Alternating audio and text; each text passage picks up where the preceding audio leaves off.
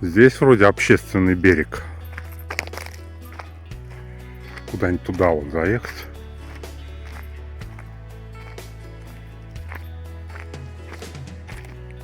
Я думаю, что и отлично будет. Вот туда вот.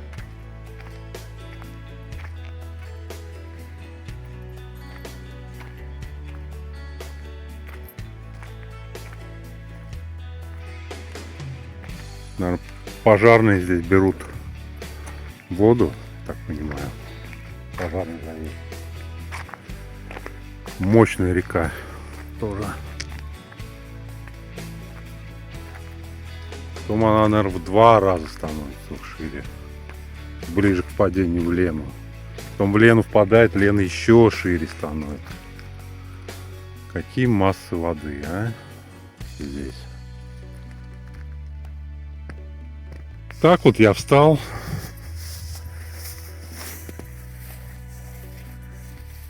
Да, для каких-то рыбаков здесь раздолье. Не с удочкой, конечно. Так вот я встал с видом на могучую реку. Как, собственно говоря, и хотел. Есть, честно говоря, не хочется. Прям вот супчик такой сытный был с фрикаделькой. Не хочется есть. Попить что-нибудь. Чаю. Да, чаю сейчас заварю. Так я валяюсь и прям на реку вид. Стекло, конечно, грязное, ну что же. Это издержки пути. Гораздо просторнее сейчас сделал. Ну что, приходит опыт. Начинаешь уже более оптимально все делать. Доброе утро. Сегодня 19 августа или 19. Вот такое туманище с утра. Где-то без 15,7 примерно. Температура плюс 7.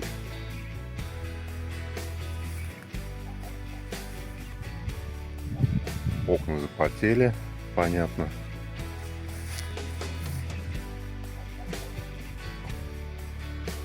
Достаточно свежо, я сказал бы. Спать было, в общем, комфортно. С утра что-то поддувало. Скорее всего, пора уже термобелье одевать. Ну, понятно, здесь низина еще просто. Сейчас кофеечек, наверное, сделаю. И вперед. Вчера я проехал 400 километров. 425, что ли. Сегодня хочу проехать, ну, не меньше 500. Я сегодня хочу заехать в Нюрингри. Правильно, не Рюнгри. Там несколько экскурсий у меня будет.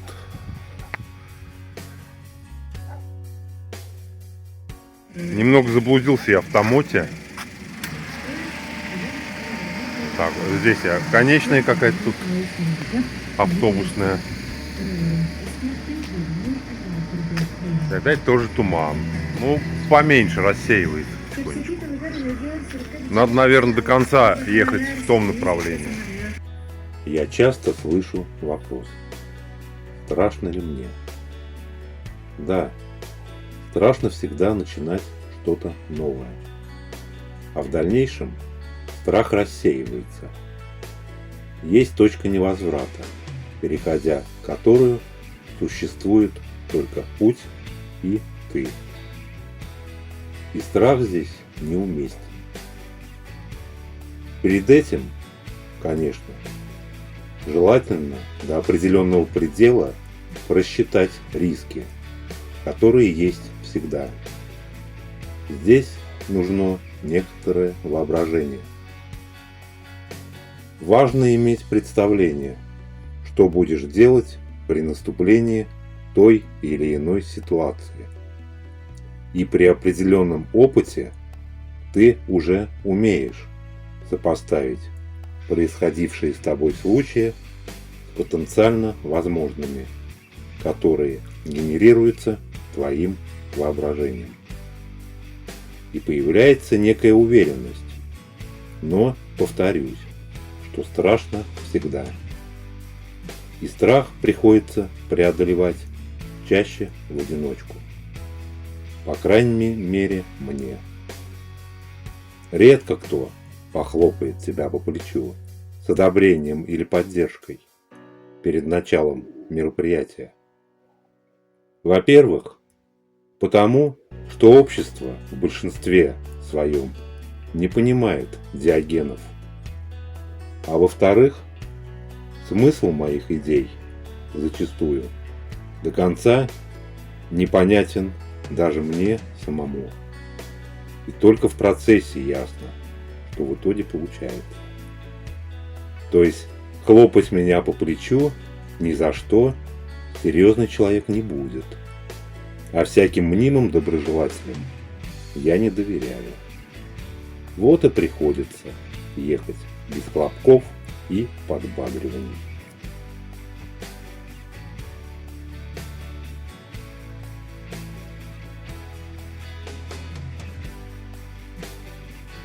Технологическая остановочка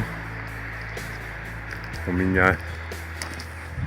Я не помню, как эти завязочки называются. Ну, какие-то местных верований. Тут даже маски вон. Да что только не привязывают. Все привязывают, что найдут. Вот, шнурочки всякие. Имеет место быть. Мне, конечно, непонятно.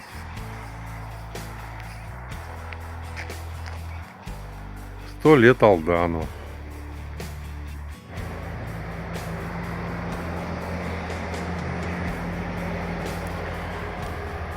Грибы какие здесь интересные.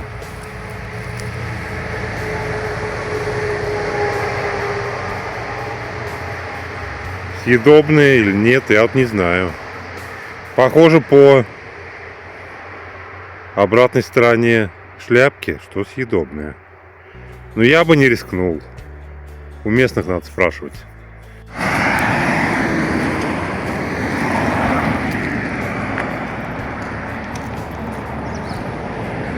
Здесь уже люди славянской национальности попадаются. Также азиаты. Мусульмане имеется в виду.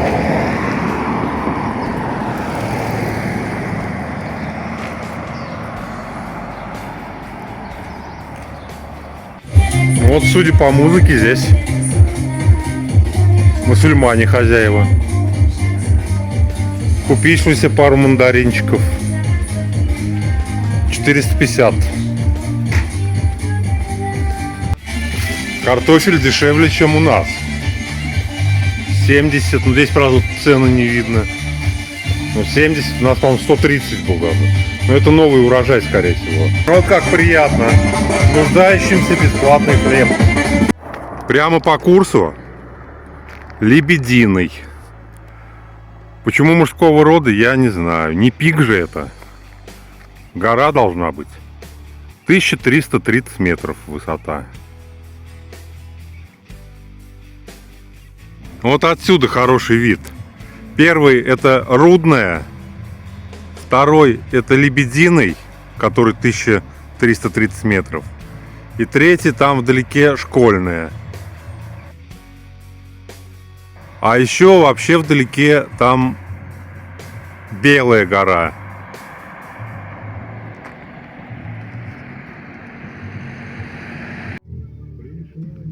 Не мог не остановиться.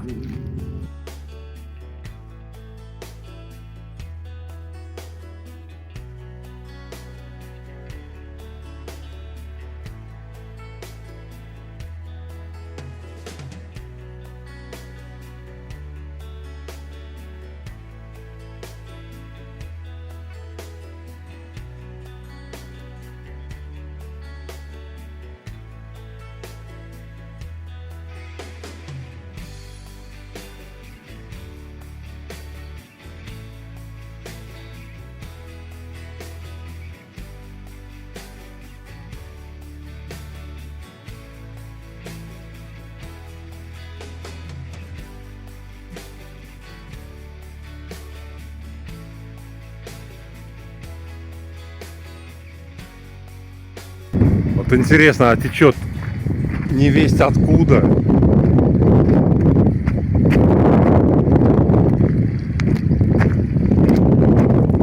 С каких-то далей.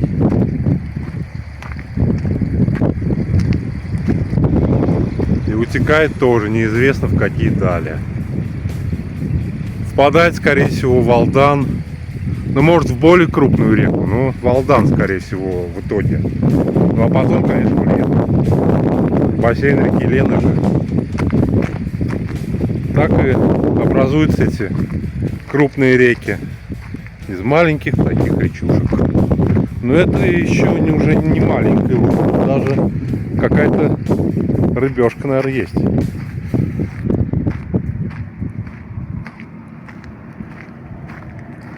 Здесь ограждение, просто трос натянут металлический. Остановился на перерыв. Съем несколько ложек макарон с тушенкой, который вчера приготовил. Ну, это, я так понял, последняя остановка перед перевалом. Туалеты практически на каждой стоянке оборудованы. Все цивильно.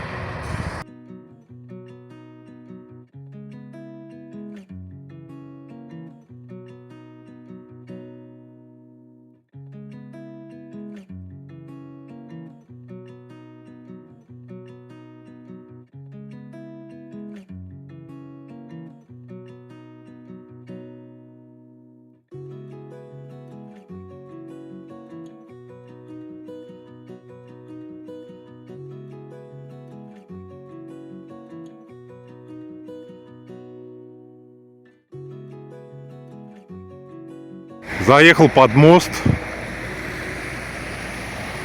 речки Малая Хатыма. Перекатик небольшой у нее здесь.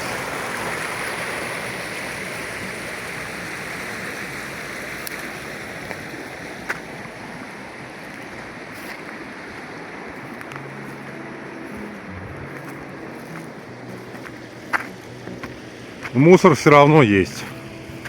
Как говорится, людей не исправишь.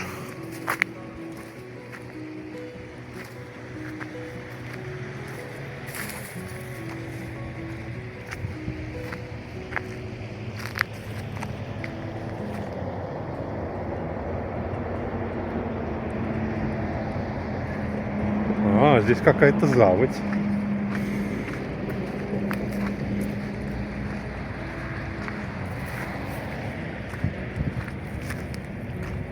Может, даже рыба есть. Скорее всего, есть. Мне кажется, здесь даже кто-то ловит. Или ловил.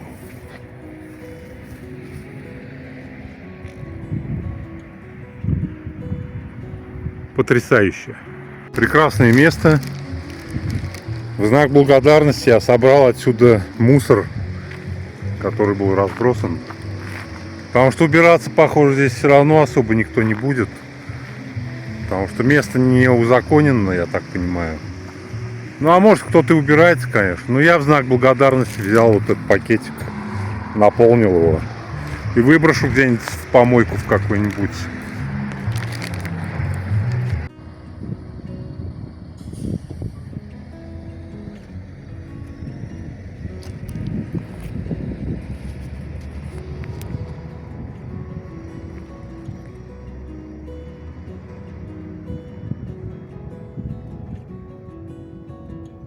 Вот вдалеке там ведь какой-то тоже разрез.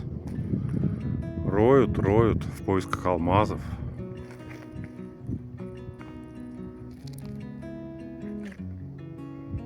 У меня зеленый загорелся.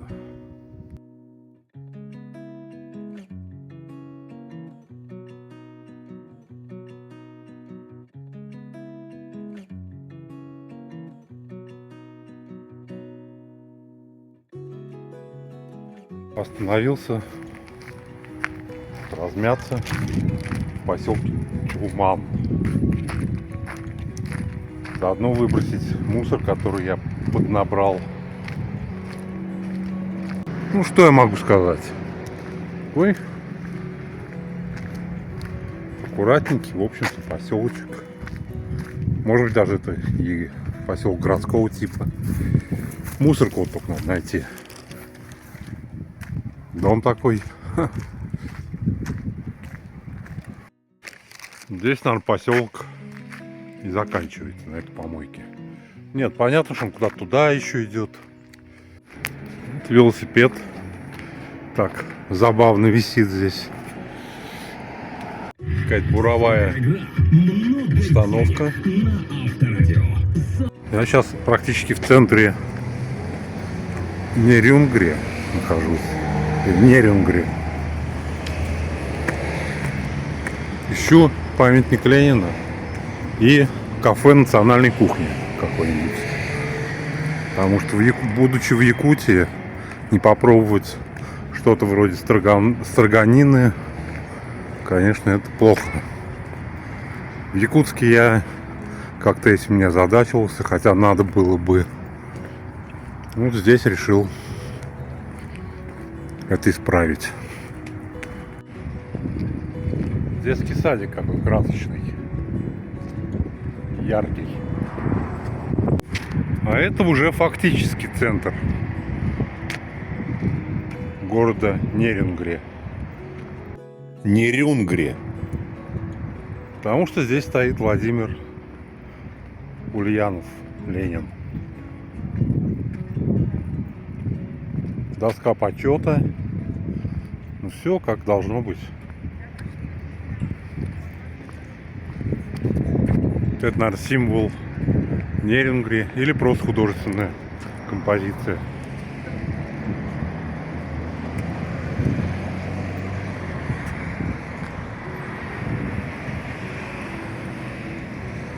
Там тоже какая-то парковая зона. Но, похоже, ремонт идет.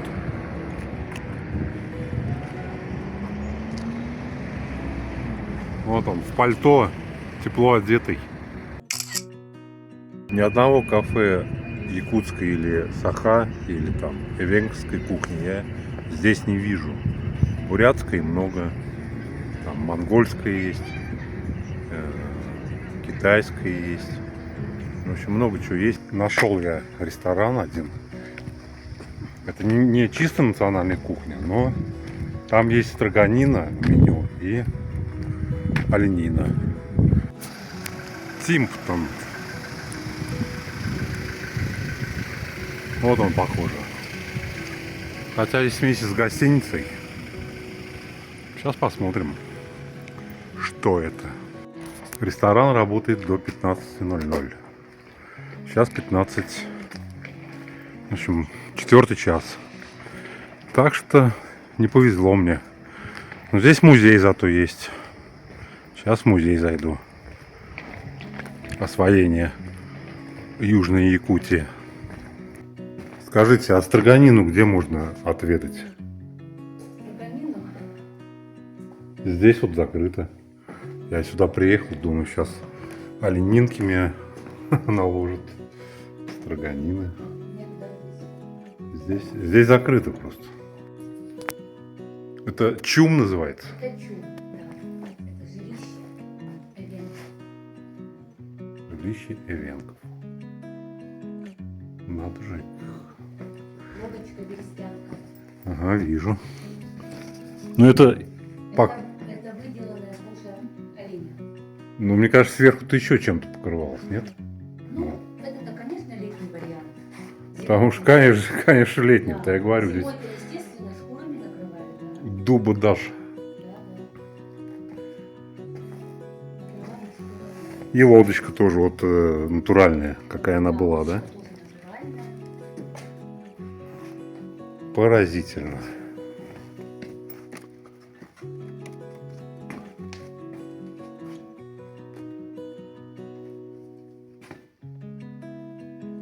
Естественно, все настоящее.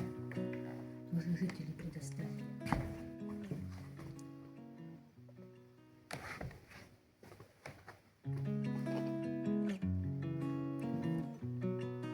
Шаманские атрибуты.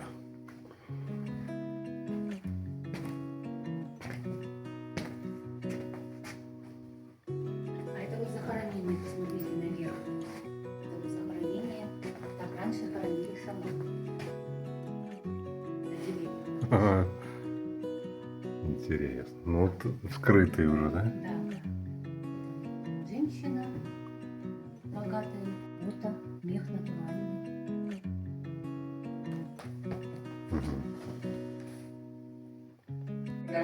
Да. Камушки здесь всякие. Гордый хрусталь, аметист, желтенький цитрин. Вот наше богатство, уголь наш. Ну да, у вас здесь разрез угольный, я знаю. Я был удивлен, что, оказывается, якуты не коренные жители этого региона и появились здесь незадолго до русских, переселившись из Забайкалья под давлением маньчжуров. Они родственны бурятам и имеют схожий тюркский язык с примесью местных диалектов и русского. А настоящие аборигены – это эвенки и эвены, а также чукчи на севере.